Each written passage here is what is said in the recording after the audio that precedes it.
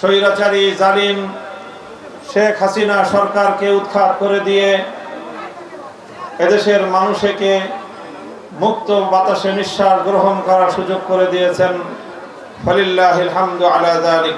আমি বারবার আমার জাতিকে সতর্ক করে বলেছি, যে কোনো বিজয় এবং স্বাধীনতা অর্জন করা যত কঠিন, স্বাধীনতা রক্ষা করা তার চেয়েও বড় কঠিন। অতীতে আমরা বারবার আধিপত্যবাদী শক্তিগুলোকে পরাস্ত করেছি। দুর্ভাগ্যজনকভাবে আবার নতুন আধিপত্যবাদ এসে আমাদেরকে গ্রাস করেছে। আমরা ১৯০ বছর স্বাধিকার সংগ্রামের মধ্য দিয়ে ব্রিটিশ এবং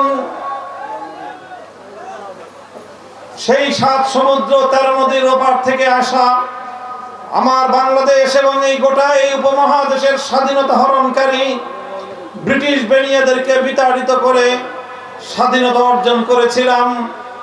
দুর্ভাগ্যজনকভাবে সেই স্বাধীনতার ফসল আমরা ঘরে তুলতে পারিনি।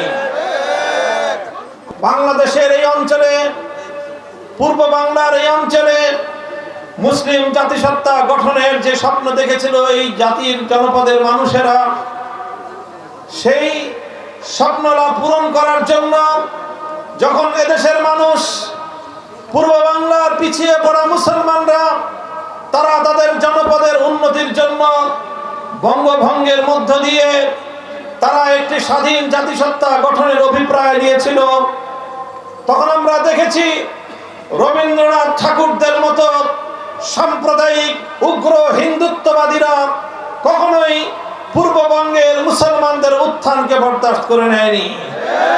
সাম্প্রদায়িক সংঘাতমূলক আন্দোলনের মধ্য দিয়ে, বঙ্গভঙ্গ রদ করার মধ্য দিয়ে তারা মুসলিম জাতিসত্তা গঠনের এই অঞ্চলের মুসলমানদের ইচ্ছা এবং অভিপ্রায়কে ধ্বংস করবার পায়তারা চালিয়েছে।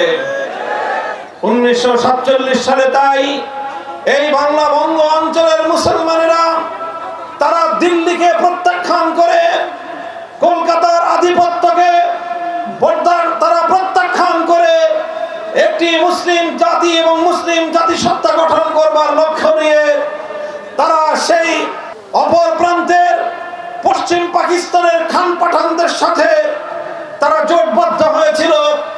তাদের স্বপ্ন ছিল এদেশে জুলুম বৈষম্যহীন একটি ইসলামী সমাজ গড়ে উঠবে। দুর্ভাগ্যজনকভাবে 24 বছর পর্যন্ত পশ্চিম পাকিস্তানের খান পাঠানরা তারা বাংলার মুসলমানদের অধিকারকে নিষ্পেষণ করেছে, মুসলমানদের অধিকার হরণ করেছে। তারা মুসলমানদের সঙ্গে, এদেশের বাংলাদেশের মুসলমান এবং বাঙালি জাতির সঙ্গে তারা প্রভুত্বশীল আচরণ করতে চেয়েছে। ফলে 47 থেকে 71 পর্যন্ত 24 বছরের বৈষম্যের বিরুদ্ধে গর্জে উঠেছে পূর্ববঙ্গের মানুষ, গর্জে উঠেছে পূর্ব পাকিস্তানের মানুষ। 71-এর মহান মুক্তিযুদ্ধের মধ্য দিয়ে খান পাঠানদেরকে ঠেঙ্গিয়ে বিদায় করে এদেশের মানুষ আবার নতুন করে স্বাধীনতা অর্জন করেছে। এভাবেই আমরা একবার ব্রিটিশ আধিপত্যবাদী শক্তিকে বিতাড়িত করেছি, আরেকবার পশ্চিমবঙ্গের আধিপত্যবাদী শক্তিকে বিতাড়িত করেছি, আরেকবার পশ্চিম পাকিস্তানের আধিপত্যবাদী শক্তিকে বিতাড়িত করেছি। আমাদের স্বপ্ন ছিল বৈষম্যহীন একটি সমাজ ব্যবস্থা গড়ে উঠবে। নির্মম ভাগ্যের নির্মম পরিহাস, 1971 সালে এক সাগর রক্তের বিনিময়ে যে স্বাধীন বাংলাদেশ দেশের মানুষ অর্জন করেছিল, 16 ডিসেম্বর 71 সালে বিজয় অর্জন করার কিছুদিনের মধ্যেই পশ্চিম পাকিস্তানে মুক্তিযুদ্ধ সময়কালীন অবরুদ্ধ বন্দী থাকা শেখ মুজিবুর রহমান সাহেব, যিনি স্বাধীনতা যুদ্ধে নেতৃত্ব দিয়েছিলেন, তিনি সেখান থেকে মুক্তি পেয়ে চলে গেলেন লন্ডনে। লন্ডন থেকে তিনি সদ্য স্বাধীন বাংলার মাটিতে না এসে তিনি গেলেন ভারতে। তিনি ভারতে গিয়ে ভারতের তৎকালীন প্রধানমন্ত্রী শ্রীমতী ইন্দিরা গান্ধীর কাছে গিয়ে ধর্ণা দিলেন।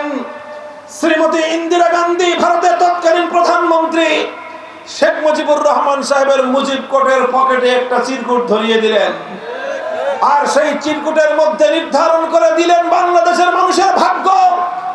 রক্ত দিয়ে, জীবন দিয়ে স্বাধীনতা অর্জনকারী বাংলাদেশের মানুষের স্বপ্নকে তিনি হত্যা করলেন। একটি চিরকুটের মধ্যে তিনি লিখে দিলেন আগামীর বাংলাদেশের রূপরেখা কি হবে, বাংলাদেশের সংবিধান কিভাবে প্রণীত হবে।